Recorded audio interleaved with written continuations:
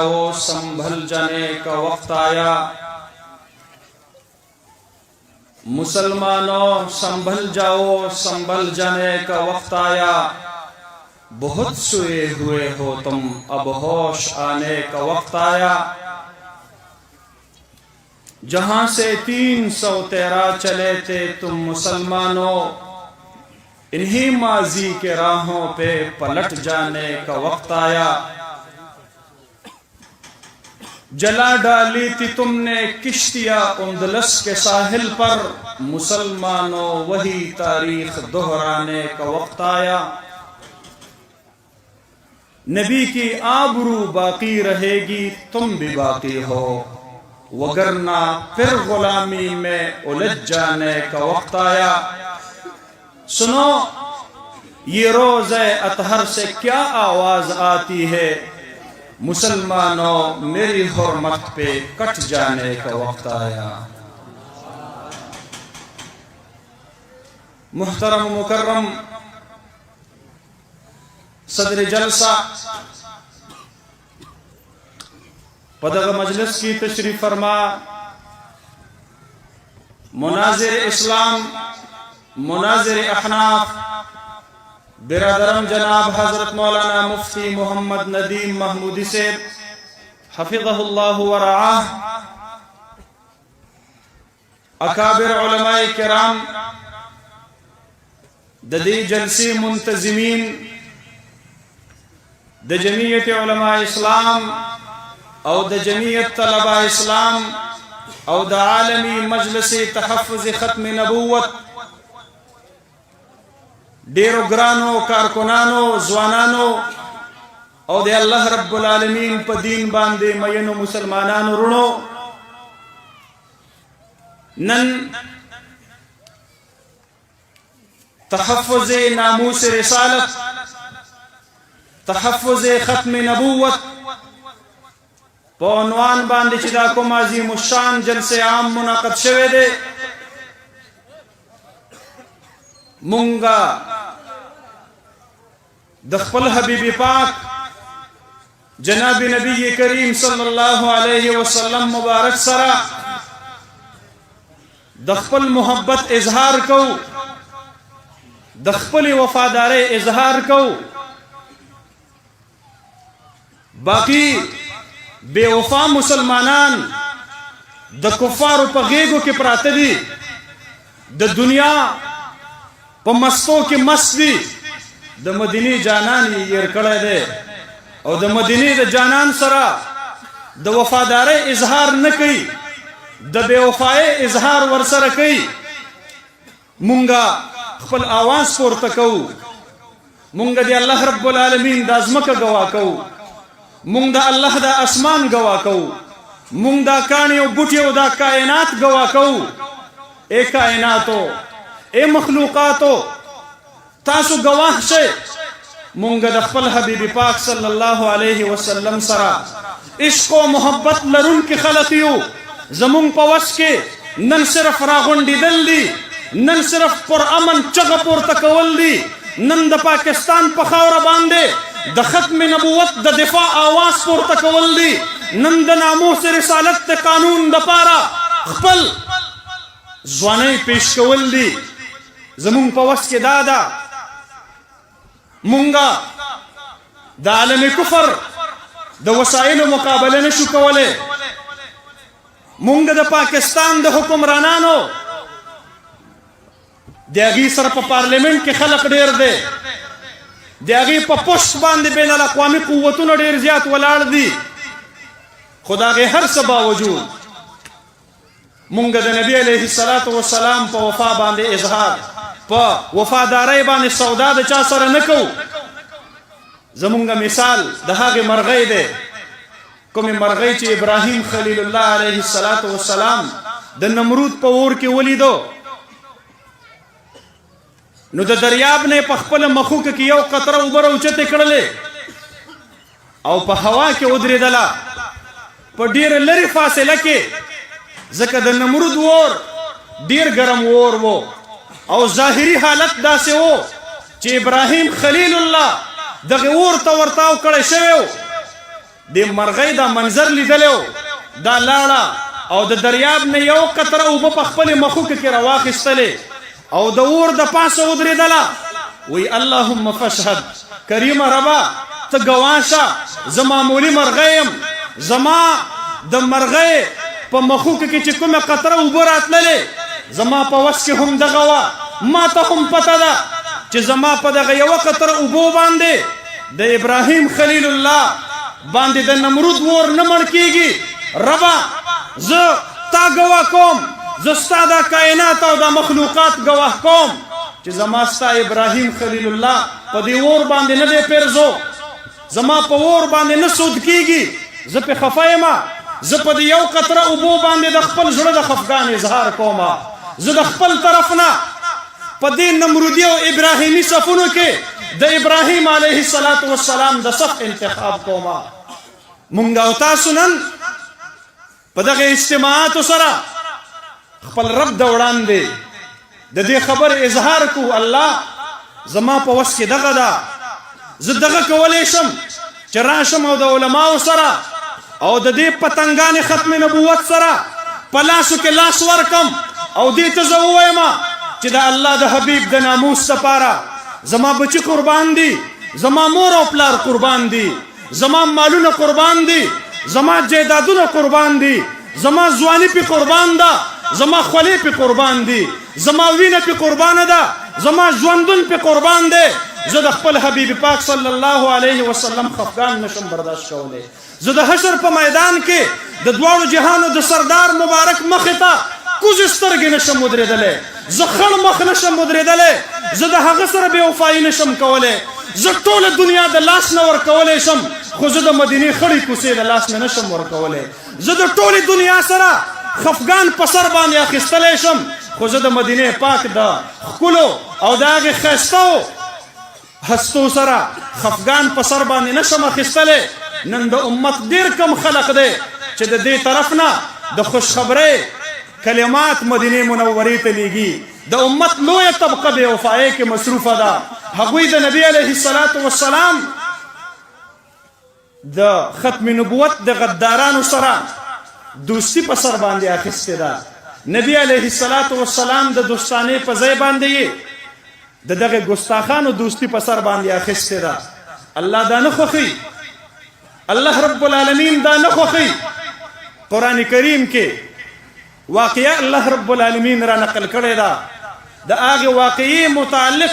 الله رب العالمین آیتونه نازل کړي دي عقبه ابن ابي معیط چې هغه به نبی علیه السلام مبارک ته په ابتدا کې ډېر لوی تکلیف رسولو او مسلم شریف کې دا حدیث مبارک مې بله ورځ د نظر نه تیر شو د دواړو جهانو سردار مبارک عبدالله ابن مسعود رضی الله عنه فرمایي وی زه مکه مکرمه کې موجودم ابو جهل د بیت الله نه غیر چاپیره طواف کو د دواړو جهانو سردار مبارک یې ولیدلو چې په سجده باندې پروت دی نو ابو جهل آواز وکړو من یأتینی بصلا جزور مونږ ته به څوک د هغې علالو شوو اوښانو د هغې هغه ګندګیانې راوړي د هغې هغه لرې به راوړي د هغې پریوانونه به راوړي د هغې هغه کلمې به راوړي فنزعه على کتفی محمد صلی الله علیه وسلم چې مونږ یې د دواړو جهانو د سردار مبارک په دې اوږو باندې ورواچو او د ده دا سر هم دقه شانتې په سجده باندې لاندې پاتې شي د سر د دې ګندګۍ نه نشي راپورته کولی وی دا عقبه ابن ابي معیط بدبخته پاسېدله او ده ووی چې دا خدمت به زه وکړم دی لاړ او هغه ګندګي راوړله او د نبي علیه السلام مبارک په سر مبارک باندې د پاسه ور واچوله حضرت فاطمه رضی الله عنها خبر شوله وهي جویریه او دا په هغه وخت کې ماشومه جنۍ وه نو دې رامنډې کړلې او د نبي علیه السلام حالت چې ولیدلو نو هغه ګندګي ترېنه لرې کړله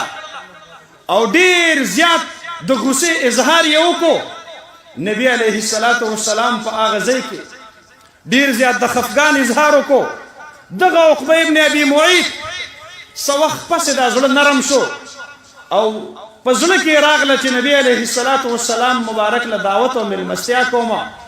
د مکې نور کفار هم راوغوښتل، یو دسترخوان باندې د نبی علیه السلام سره کېنول. د دواړو جهانو سردار مبارک د خوراک نه انکار وکړو. عقبه ابن ابي معيط ورته وایي ولې نه خورې؟ نبی علیه الصلاة والسلام ورته فرمایي زه په دې خوړلو نه خوشحالیږم، زما د خوشحالۍ کلمه لا اله الا الله محمد رسول الله ده. ته کو ما خوشحالول غواړې نو ته کلمه ووایه، زه به ستا مېلمستیا وخورم. دی حیران شو چې کو کلمه وایمه پلار نیکه دین رانه پاتې کېږي، کو کلمه نه وایمه نبی علیه الصلاة والسلام بې ډوډۍ زما د دسترخوان نه پاسي. ما دپاره دواړه د بې عزتۍ خبرې دي. زړه کې فیصله کوي په ژبه باندې به کلمه ووایمه، زړه کې دننه به زما کفر په خپل حال باندې برقرار وي. کلمه یې وویله. نبی علیه الصلاة والسلام مبارک د ده هغه مېلمستیا هغه ډوډۍ وخوړله. چې کله مجلس برخاست شو دی روان دی په لاره باندې، امیه ابن خلف ورله مخې له راځي، د ده نه مخ اړوي. دی ورته وایي ولې یار؟ هغه ورته وایي تا خو نن د نبي علیه السلام دوستانه اختیار کړله، تا زموږ ملګرتیا پرېښودله. دی ورته وایي د هغه سره مې د زړه نه مینه نشته دی، کلمه مې د ژبې باندې مجبورۍ د وجې نه ویلې ده، اوس هم په خپل حالت ته کفر باندې برقرار یم. هغه ورته وایي زما یقین نه راځي، زما به الو یقین راځي چې ستا د دواړو جهانو د سردار مبارک نه نفرت دی او کرکه ده. چې کله هغه را روان یي او ته د هغې په مخ مبارک باندې توقانې توکې، دا بدبخته د دغې غلط دوست دوستانې د پاللو دپاره دې ګستاخۍ ته تیاریږي. د دواړو جهانو سردار مبارک را روان دی، هغه ښکلی او ښایسته مخ چا باره کې چې الله رب العالمین قرآن حکیم کې قسم خوري والضحى واللیل اذا سجا. کله چې د نبی علیه الصلاة والسلام مبارک باندې وحی منقطع کیږي څو ورځو دپاره، نبی علیه الصلاة والسلام خفه کیږي، الله رب العالمین آیتونه نازلوي. والضحى واللیل اذا سجا ما ودعك ربك وما قلا. هغه عظیم ښکلی مخ چې د هغې د سترګو ذکر الله رب العالمین قرآن کریم کې کړی دی. لا تمدن عینیک الی ما متعنا به. هغه عظیم او ښکلی مخ چې د هغې د ژبې اظهار د ژبې تذکره الله رب العالمین قرآن حکیم کې کړی ده. لا تحرک به لسانک لتعجل به ان علینا جمعه وقرآنه. هغه عظیم او ښکلی مخ چې د هغې د تندي ذکر الله رب العالمین قرآن کې کړی دی. عبس وتولى ان جاءه الاعمى. هغه عظیم او ښایسته مخ د کومې متعلق چې حضرت عائشہ رضی الله عنها فرمایي لنا شمس وللآفاق شمس وشمسی خیر من شمس السماء.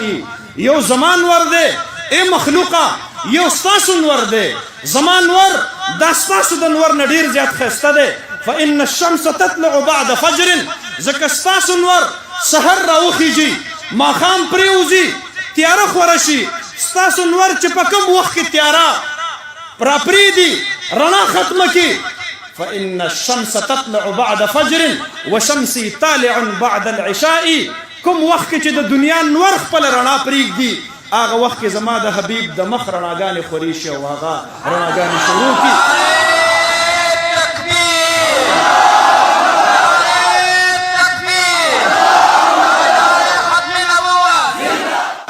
دا عقبه ابن ابي معيط با په خپلو لاسونو باندې چکونه لګوي. یقول دی به وایي یا لیتنی اتخذت مع الرسول سبیلا. ای کاش ما د نبی علیه الصلاة والسلام سره هغه د دروغو دوستانه خو پاللی وی. یا ویلتا لیتنی لم اتخذ فلانا خلیلا. ای کاش ما د نبی علیه الصلاة والسلام په مقابله کې د امیه ابن خلف دوستی دا نوې غوره کړی. لقد اضلنی عن الذکر بعد اذ جاءنی وکان الشیطان للانسان خذولا. په ژبه باندې مې کلمه راغلې وه د خراب ملګري زه د هدایت نه منع کړم او ګوره خراب ملګری د شیطان غوندې وي، د انسان ذلت او رسوایۍ ته رسوي. علما فرمایي دا آیاتونه اگر چې د واقعي مخصوص متعلق نازل شوی دی شان نزول یې خاص دی خو مصداق د دې یوازې خاص نه دی الله رب العالمین نوم نه دی اغسته یوم یعض العقبة على یدیه نه دی ویلی یوم یعض الظالم على یدیه ویلی دی مفسرین فرمایي دې طرف ته الله رب العالمین اشاره کړې ده څوک چې هم د دواړو جهانو د سردار مبارک په شان اقدس کې په خپل قول او فعل او تحریر او تقریر سره ګستاخی کوي هغه به د عقبه ابن ابي معيط په صف کې د حشر په میدان کې ولاړ وي خپلو ګوتو باندې به هغه چکونه لګوي او څوک چې هم د دغه ګستاخانو په کومه زمانه او په کومه خاوره په کوم دور کې حمایت او ملګرتیا کوي هغه به د امیه ابن خلف غوندې په دغه صف کې ورسره ولاړ وي الله رب العالمین عام آیت د دې دپاره ذکر کړلو چې ټولو ګستاخانو ته شامل شي ټول د ګستاخانو د هغې حمایت کوونکو خلقو ته شامل شي نن تاسو ته پته ده د پاکستان قوم په وړمبني ځل باندې په دوو ډلو کې تقسیم شو په پاکستان کې چرته د خلقو ترمنځ تفریق او جداواله دا په ناموس رسالت باندې نه راغلی دا په ختم نبوت باندې نه راغلی د پاکستان تاریخ په دې گواه دی چې په سن 1974 کې حضرت مولانا مفتی محمود صاحب رحمت الله علیه د امت مسلمه د نماینده په حیثیت باندې د ختم نبوت متعلق قانون سازی کوي او د مسلمان په تاریخ کې لیکي مسلمان به هغه ته ویل کېږي چې جناب محمد رسول الله صلی الله علیه وسلم خاتم النبیین منی او د مرزایی او د قادیانی او د لاهوري ګروپ سره تعلق نه ساتي نو په هغه وخت کې پاکستان پیپلز پارټي د مفتی محمود صاحب رحمت الله علیه په حمایت کې وا پاکستان مسلم لیگ د مفتی محمود صاحب رحمت الله علیه په حمایت کې وا عوامي نیشنل پارټي د حضرت مولانا مفتی محمود صاحب رحمت الله علیه په حمایت کې وا دا د پاکستان د آئین هغه ترمیم دی چې دا په اتفاق رائے سره د پاکستان سیاسي او قائدینو د اسمبلی نه او د پارلمنټ نه منظور کړی دی زما محترم ورونو په ناموس رسالت چرته قوم نو تقسیم شوی په ختم نبوت باندې چرته قوم نو تقسیم شوی نن ډېر په افسوس سره زه دا خبره کوم کوم خلق چې زما په پارلمنټ کې ناست دي هغه د ګستاخانو حمایت کوي کوم عوام چې د پارلمنټ نه بهر دي کو هغه د هر طبقې سره تعلق ساتي کو هغه د هر فکر سره تعلق ساتي کو هغه د هر سیاسي ډلې سره تعلق ساتي خو د هغې په ژبه باندې د ختم نبوت زنده‌باد ناره ده د هغې په ژبه باندې د ناموس رسالت زنده‌باد ناره ده او د هغې په ژبه باندې دا نارې لګي چې د مدینې سرکاره د مدینې جانانا کو زمونږ په وجود باندې ستا د ناموس حفاظت کیږي زمونږ جسمونه حاضر دي کو زمونږ په وینو باندې ستا د ناموس حفاظت کیږي د مدینې جانانا قسم پر رب العالمین چې یو قطره د وینې زه مقدسه ګڼم چې ستا د ناموس د حفاظت لپاره استعمال شي صلوات و سلام په عزت او حرمت باندې مړ کېدل دا عین ایمان دی سرے مقتل بھی اس کا ذکر کرنا عین ایمان ہے ڈراتا ہے مجھے دارو رسم سے کیا اے ناداں نبی کی عشق میں سولی پچڑنا عین ایمان ہے دا مونږ فخر ګڼو د خپل ځان دپاره هغې ځوانۍ ته سلام پیش کوم هغې وینو ته سلام پیش کوم هغې وجودونو ته سلام پیش کوم چا چې د خپل حبیب پاک صلی الله علیه وسلم د ناموس د حفاظت لپاره د دنیا نه رحلت کړی دی دا د ابوبکر صدیق د قافلې ملګري شو دا د حضرت عثمان ذوالنورین د قافلې ملګري شو دا د حضرت علی المرتضی د قافلې ملګري شو دا د حضرت عمر فاروق د قافلې ملګري شو دا د هغې محمد ابن مسلمه رضی الله عنه د قافلې ملګري شو چا د وړاندې چې د دواړو جهانو سردار مبارک فرمایي من لکعب ابن الاشرف فانه قد آذى الله ورسوله دا کعب ابن اشرف ما ډیر تنګي دې زما ډیره ګستاخي کوي دې شعرونه جوړوي زما خلاف یې جوړوي هغه مسلمانانو کې خوري اے صحابو تاسو کې به څوک کعب ابن اشرف جهنم ته ورسوي محمد ابن مسلمه رضی الله عنه فرمایي دا الله حبیبه دا به زه کومه دا لاټري زما راختلې ده دا غازی ناموس رسالت به زه جوړېږم د الله حبیبه ما ته به صرف لږ اجازت راکې زه به د کعب ابن اشرف سره حکمت کوم زه به دې په خبرو کې راټینګوم نو که ستا اجازت وي او زه خلاف واقع خبره وکم نبی علیه الصلاة والسلام ورته فرمایي فقل ټیک ده ما د طرف نه تا ته اجازت دی خلاف واقع خبره وکړه دې د خپل حکمت او د تدبیر د لاندې خپل مټ د لاندې راوله د لاړ کعب ابن اشرف سره کینی ورته وایي و یاره زما او ستا خو ډېره زړه دوستانه وه تا ته یاد دي هغه فلانکي سفر کې ما او تا ملګري وو هغه ورته وایي او که نه نو دی ورته وایي د نبي علیه السلام مونږ په زکاتونو او صدقاتو باندې ډېر تنګ کړو هغه ورته وایي لا صبر کوه نور به مو هم تنګ کي نو دی ورته وایي وایي زما څه قرض پیسې پکار دي نو کعب ابن اشرف یهودي ورته وایي ګستاخ وایي ته به زما سره څه څیز په رهن کې کېدې په ګاڼه کې به را سره کوم څیز کېدې نو دی ورته وایي چې ته څه غواړې هغه ورته وایي وایي خپلې بیبیانې را سره په رهن کې کېدوه دی ورته وایي انت اجمل العرب ته خو په عربو کې د ټولو نه ښایسته سړی خپلې بیبیانې څرنګې تا سره په رهن کې کېږدم بیا به مونږ ته واپسي نه کوي هغه ورته وایي بیا خپل اولاد را سره کېدوه په رهن کې دی ورته وایي بیا به زمونږ یو ماشوم ته خلق پیغور ورکوي چې تاسو خو فلانکي په ګاڼه کې د خپل ځان سره ساتلی وای نو هغه ورته وایي وایي ته څه غواړې چې په رهن کې کېدې نو دا صحابي ورته وایي یو زغره به در سره کېږدم نو هغه ورته وایي بالکل ټیک ده دی ورته وایي ځان سره به د معاهدې د لیکلو دپاره فلانکې او فلانکې او فلانکې راولم هغه ورته وایي سبا ماخوستن راشئ محمد ابن مسلمه رضی الله عنه د دریو ملګرو په ملګرتیا کې راځي دروازه چې ډبوي ماخوستن وخت دی د نن اواز راځي څوک دی ورته محمد ابن مسلمه یم ښځه کعب ابن اشرف ته وایي وایي د دې اواز نه ماله د مرګ بوی محسوسیږي بهر مه وځه دی ورته وایي ان الکریم اذا دعی اجاب وایي زه خو د دې علاقې مشرم او ما خو کو څوک نیزهبازۍ ته هم رابلي نو زه به ورله وځم دا خو محمد ابن مسلمه زما دوست دی دی چې کله بهر ووتلو څادر یې د خپل ځان نه تاو کړی دی خوشبویي په سر کې لګولې ده محمد ابن مسلمه رضی الله عنه ورته فرمایي وایي دا ستا چې کوم دی نو د سر نه ډېره ښایسته بوی ځي دا سر دې لږ را دې خوا که هغه ورته وایي خامخا به ځي زما بیبي په عربو کې د ټولو نه ښایسته ښځه ده او هغه ښایسته خوشبویي په خپله م استعمالوي او ماله هم لګوي هغه چې کله سر را دې خوا کوي دی سر بویي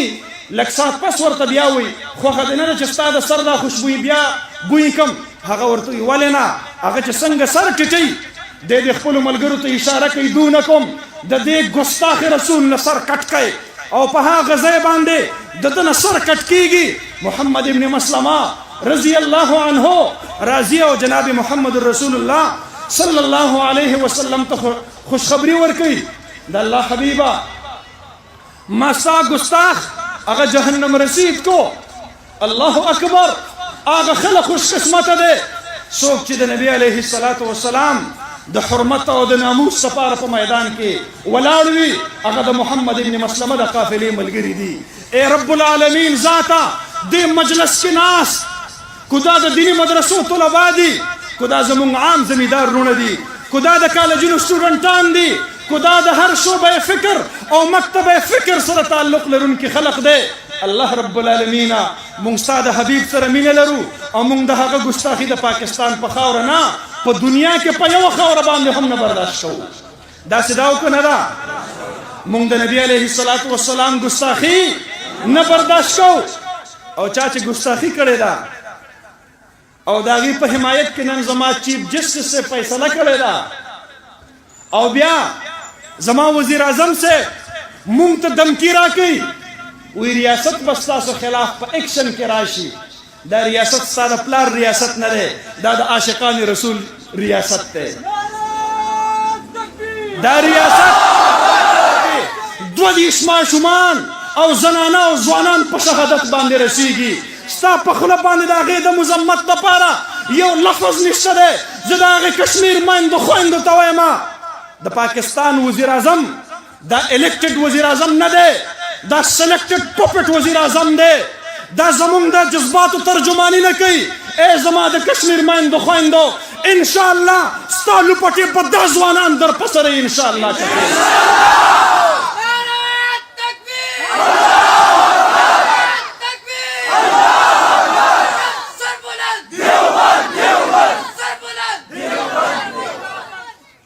کرتارپور د هغې بارډر د څه دپاره کولاویږي؟ نوم ورکوي، و د سکانو سره اظهار همدردي کوو. ستا چې د انډیا سره دومره اظهار همدردي ده، بیا ته د تورخم باندې او بیا ته د افغانستان سره دا بارډر دا ولې بند دی؟ بیا ته د چاینا سره اقتصادي راهداري ولې بند دی؟ ته چې په ګاونډیانو باندې دومره خفه کېږي او ته نوم اخلې، ته دا وایې چې دا د ګورو نانک صاحب د پیدایش ځای دی، نو دلته به سیکان په اسانه باندې ځي راځي. خفه کېږه ما، ګورداسپور دا قادیان دی، په دې کې قادیانیان پاتې کېږي او د قادیانیانو ترجمان ارمغان داود پرون بله ورځ په خپل سټیټمنټ کې د عمران خان صاحب شکریه ادا کړې ده. وی مونږ د عمران خان صاحب شکریه ادا کوو او را روان کال لبه چې دلته په پاکستان کې کله د قادیانیانو اجتماع کیږي، مونږ باغی ته په ډېر اسانۍ او په سهولت باندې په 45 منټ کې رسیږو. ما ته پته ده دا تا د قادیاني نوازۍ د وجې نه دا بارډر کولاو کړی دی، خو تا ته دا خبره وخت در رسول غواړم چې دا ستا دا حکومت به ډېرې لنډې ورځې، دا به ډېر اوږد نه وي انشاءالله. تا چې کوم تارونه چیړلي دي، تا چې کوم رډ لاین کراس کړی دی، تا د مسلمانانو په زړونو کې خنجرونه ورننه باسلي دي. تا زما هغه عالمان څوک چې د ناموس رسالت خبره کوي، تا د هغې په لاسو کې زنځیرونه اتکړی بله ورځ ور واچول او تا میډیا ته ورکړل. تا د ممتاز قادري پلار گرفتار کو، تا د ممتاز قادري رور گرفتار کو. ستا لا زړه یخ شوی نه دی. ممتاز قادري د دې ځای نه تا توره مرۍ په پانسۍ باندې ختلی نبي علیه الصلاة والسلام ته ور ولېږلو. ای بدبخته، ستا زړه لا یخ شوی نه دی. او د مدینې جانان به هم ډېر ګیلهمند وي د پاکستان د حکمرانانو نه چې کله ماته مولانا سمیع الحق صاحب په غوسه مرۍ باندې رالیږئ د پاکستان نه، هغه مخ کوم مخ ته چې ما دعا کړې وه چې نظر الله خدایه دا تر و تازه ساتې، هغه مخ تاسو په چړو چاکوانو باندې زخمی کوي او ما نه یې رالیږئ. دا ستاسو څنګه پاکستان دی چې ماله تحفې راځي د لاشونو، ماله تحفې راځي د غوسو غوسو مرو، د چانشو ګولو باندې د سینو. نو ما ته د نظام الدین شامزی سینه په ګولو باندې سوری شوې را روانه ده، ما ته د مولانا نصیب خان صاحب سینه په ګولو باندې سوری را روانه ده، ما ته د مولانا یوسف لدیانوي صاحب سینه په ګولو باندې سوری را روانه ده، ما ته د مولانا سنجان صاحب رحمت الله علیه هغه ښکلی وجود، هغه ښایسته مخ چې هغې د قرآن او د حدیث سره ټول عمر تیر کړی و، هغه دماغ هغه د ګولو قابل و، هغه په ګولو د سوځولو قابل و. ای د پاکستان خلقو، تاسو ماله زما محبوبین هغه چېرته په طبعي موت باندې نه رالیږئ، هغه به په ګولو باندې چلني رالیږئ، د هغې مازغه به تاسو سوځولي د ګولو په ګرمایش باندې، د هغې سینې او زړونه به تاسو خوږ کړي د ګولو په ګرمایش باندې، د هغې مری به تاسو غوسې کړي په چړو باندې، د هغې مخونه به تاسو غوس کړي په چړو باندې. تاسو به زما محبوبین او زما اولیاء ماته په سرو کفنونو کې رالیږئ، تاسو یې ماته چېرته روغ مخ نشئ رالیږلی. او مونږ دا وایو ای د مدینې جانانه، دا فیصلې زمونږ نه دي، دا د پاکستانی عوام نه دي. پاکستانی عوام علماو له ووټ ورکړی و، پاکستانی عوامو علما په انتخاباتو کې کامیاب کړي وو، او دلته غلا او ډاکوان دي، په مختلفو شکلونو کې دي، د قادیانیانو ملګري دي، هغوی د دغه ګستاخانو حامیان دي، هغوی غلا کړې ده او ډاکه کړې ده. دا د پاکستانی قوم فیصله نه ده، دا موجوده پارلیمنټونه او اسمبلیانې دا جعلي دي، دا اصلي نه دي. اصلي پارلیمنت دا دی زما قائد په سکر کې راوځي 6 کیلومترو پورې طویل ملین مارچ